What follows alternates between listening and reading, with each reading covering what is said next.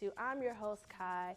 This week we are talking about homecoming, and today we are talking to two of the homecoming candidates for Homecoming King, right? So first we're going to talk to Joshua Skinner. How are you doing? Doing well, doing well. How you doing today? I'm good, good. Great, great.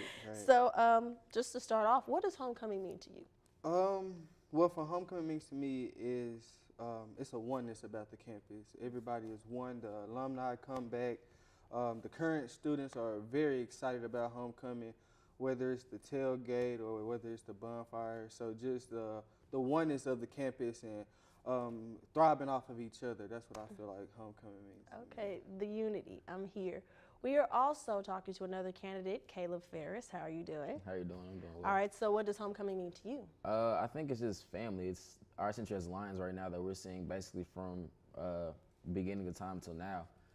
Especially during homecoming, you see a lot of people come down and talk about back in my day. I feel like that builds a sense of pride and happiness towards all people, because just like your parents, they talk about back in their good old times, just like we're one big family again, talking about the good times and even seeing the bad times, seeing how we overcome as Lions. So.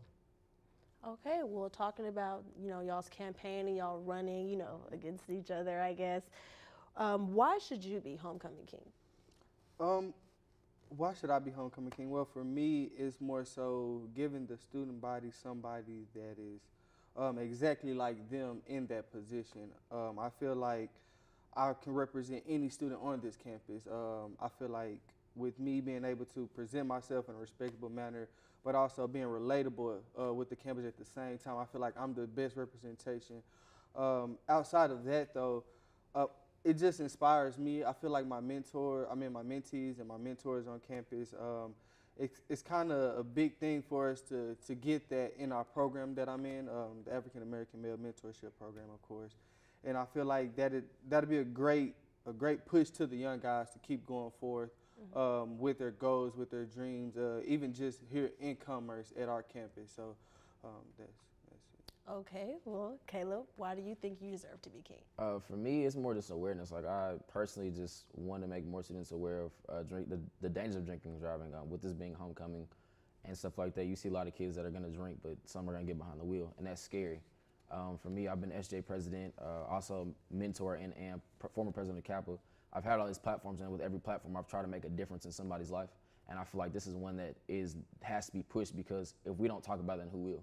And it's also bringing it not to just this community, but to the commerce community itself, because the high school kids don't have anybody to talk to this about. So it's definitely pushing that towards everybody. And my biggest thing is making sure that everybody has a great time during homecoming, but also they make it back to that Monday. And even after that, it's more of just making sure that everybody is safe and responsible during homecoming. Okay. Well, have y'all ever been nominated for anything this big before, or homecoming maybe in high school?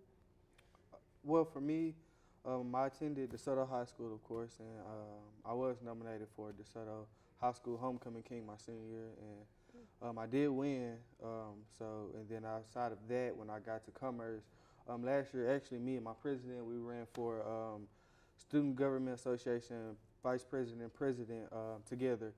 That was a great running mate for me. Kind of mentored me, steered me the right way with going about just making that connection to the student body. Right. So I do thank him for that. He's a great guy, trust me. For me, I kind of just got thrown in the fire with a lot of things. As far as like high school, like I always cared about was football, trying to make it to college. And it's kind of just right now, since I've been in college, looking back, being nominated for this is kind of just like another milestone. It's a big one, because I would never expect anybody to believe in me the way that they have. And so even from running for SJ president, like I wasn't, so sure that I should run, but somebody asked me to do it because they saw something in me. Being president of Kappa, somebody saw something in me to run. I actually never really asked for a title. It was always somebody asked me to do it because they felt a certain way, and I had to reevaluate it. I think this whole process of me even coming into homecoming, like Josh is saying, I've seen a lot of kids that I mentored that I didn't even know I struck a fire in, and that's amazing. Like, a lot of kids are just like, you've helped me through so much, you've done so much, so I was just like, why not, So. Okay, inspirational. All right, well, if you're just now tuning in with us here on Studio 122, we're talking to two of the homecoming court candidates running for Homecoming King.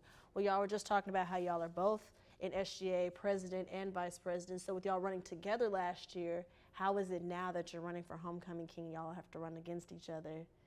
Is there any type of? I mean, honestly, like I feel like either candidate would be a great candidate.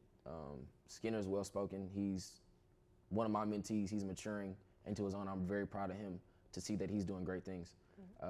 With myself, this is the last thing I do because I graduate in December. It's just me continuously give back to the community. It's giving back to all the students that are here now. It's giving back to the community around me. It's caring. It's continuously keep caring about others. So I feel like either one of us would be a great candidate. It pushes me.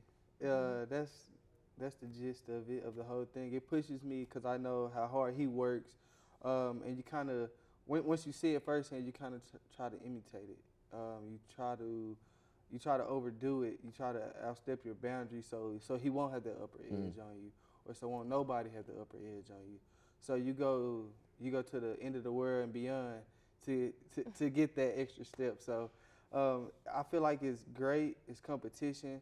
I feel like the young guys looking at us in the AMP program, actually. Yeah. They're looking at us like, okay, we got two of our big mentors in the homecoming race. Why can't we do that? Right. We can do that. So I feel like that is a great thing for us to be going against each other. Okay, well, last week I know was the campaign week, because today is where the polls open, so you can go out and vote for either one or the other candidates. When you were campaigning last week, what is one thing, or maybe a couple of things, that you all learned about yourselves? You want me to tell you? One big thing I really saw was I didn't realize, like, you don't see how many people you actually touch in lives, like it's a ripple. Like, you throw a stone into a pond and look at all the ripples of how many students you've actually helped. How many kids that from even being an RA with you in phase 2 that actually came back and now RAs? How many kids that are in AMP that are aspiring to do different things? How many kids that, you know, have talked to you about joining different Greek organizations that there's like, because of you, I want to do something better. I feel like the biggest thing that I've learned is just, even with this experience, like Danielle said, it's very humbling. And it's humbling to the fact that you don't really realize the mechanism of how many lives you're touching and changing. And that's crazy, because I have all the same kids that are residents of me last year in phase 2 that are now starting their own organizations. They're doing bigger things, and that's the best feeling in the world. Is like, you don't really see exactly what's going on. You don't really get that full feeling until. For me, I feel like just the growth in me. I see the growth in me, because campaigning this time around, from when I was running for student government vice president, I'm more comfortable with everything I do. If it's approaching students, approaching orgs, going to different meetings, talking to different faculty members and administrators, I could see myself wanting to be in that position instead of being in Caleb's shadows.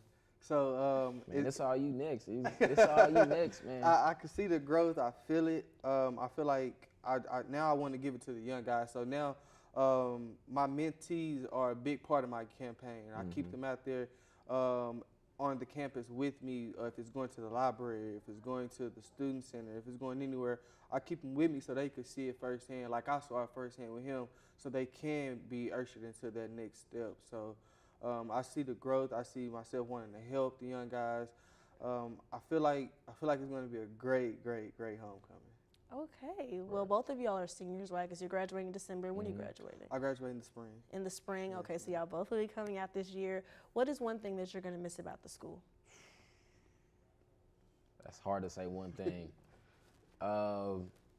Honestly, I think we talk about in RA training a lot, the intentional conversations and bonding.